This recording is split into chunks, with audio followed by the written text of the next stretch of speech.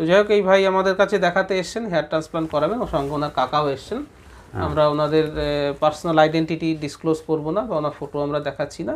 এবং আমরা কত প্ল্যান করেছি, 3000 না 3500?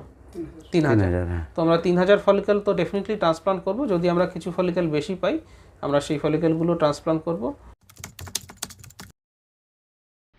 এইবার ব্যাপার হচ্ছে যে কত ডেনসিটি আমরা দেব বা কতগুলো চুল থাকে। ইউজুয়ালি এই 4 আঙুল এরিয়া দিয়ে আমরা যদি মাপি, প্রত্যেকটা 4 আঙুল এরিয়াতে 10,000 করে চুল থাকে এদিক থেকে এদিকে। তো 4, 4, 8, আর 4, 12, আর 4, 16, আর 4, 20, মোটামুটি 20খানা আঙুল দিয়ে আমাদের পুরো মাথাটা কভার করা যায়। প্রতিটা 4টে আঙুলে 10,000। তাহলে 5 হলে পর 45 থেকে 50,000 চুল থাকে। এবার ধরুন আপনার খালি হয়ে গেছে 3 আঙুল থেকে 4 আঙুল এরিয়া খালি হয়েছে, মানে 20,000-এর কাছাকাছি চুল পড়ে গেছে। সেটাকে আমরা মাত্র 3,000 দিয়ে রিপ্লেস করা পসিবল। বুঝতে পারছেন? ধরুন 20,000-এর ব্যাটালিয়ন, পুলিশ ব্যাটালিয়ন, তার এগেনস্ট আপনি 3,000 লোক হচ্ছে দেবেন। তাহলে ওই 20,000-এর এগেনস্টে যদি 3,000-কে লড়তে হয়, তাহলে সেই যে 3,000 দিচ্ছেন তাদের ভালো কোয়ালিটি না হলে তো তারা পারবে না।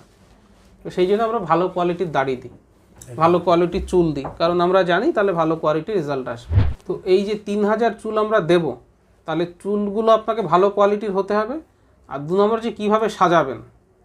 তো এই ধরুন আমরা 3,000 চুল যখন বসাবো, ধরুন এই যে 5টা আঙুল হাতের ফাঁকা আছে, তো 5টা ফাঁকা, এর ঠিক যদি পেছনেই 5টা আঙুল দিয়ে এমন ফাঁকা, সেরকমই ফাঁকা মনে হবে, ফাঁকাই মনে হবে। কিন্তু এটাকে যদি আমরা একটুখানি ঘুরিয়ে দিই, অ্যারেঞ্জমেন্ট করে দিই, তাহলে এই ফাঁকা জিনিসটা লাগবে না। দেখবেন আমার ভিডিও আছে যে হেয়ার ট্রান্সপ্লান্ট করার সময় আমরা মাইক্রোস্কোপ ইউজ করি কেন।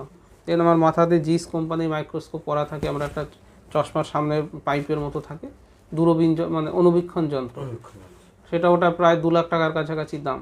ওটাকে আপনি একটা জিনিসকে এটাকে 5 গুণ বড় দেখতে পারি আমরা, 4x ম্যাগনিফিকেশন বলে, 4 গুণ বড় দেখা যায়, 4 থেকে 5 গুণ বড় দেখা যায়।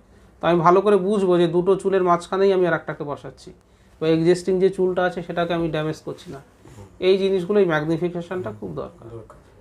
আর তার সঙ্গে দরকার, ধরুন আপনি যেখানে করছেন সেটা প্রপার নার্সিং হোম কিনা, সেখানে যে টেকনিশিয়ানরা কাজ করছেন, আমি তো একা কাজ করবো না, আমার সঙ্গে অ্যানাস্থেশিয়া ডাক্তারবাবু থাকবেন, টেকনিশিয়ান 4 জন থাকবেন, তারা এক্সপিরিয়েন্সড কিনা, বা যেখানে করছেন তিনি প্লাস্টিক সার্জন কিনা, বা প্রপার মেইনটেনেন্স। আমি দেখবেন ভিডিও রয়েছে যে ওটির টেম্পারেচার কত হওয়া দরকার, কি করে গ্রাফটগুলোকে, আমরা তো গ্রাফট তুললাম, সেটা পুড়তে প্রায় ইমপ্লান্ট করতে করতে মাঝখানে 4 ঘন্টা সময় বেরিয়ে যায়। ওই 4 ঘন্টা গ্রাফটটা কী করে জীবন্ত রাখতে হবে যাতে গ্রাফটের ড্যামেজ না হয়, এই ব্যাপারগুলো ভাই খেয়াল করতে হয়, ঠিক আছে?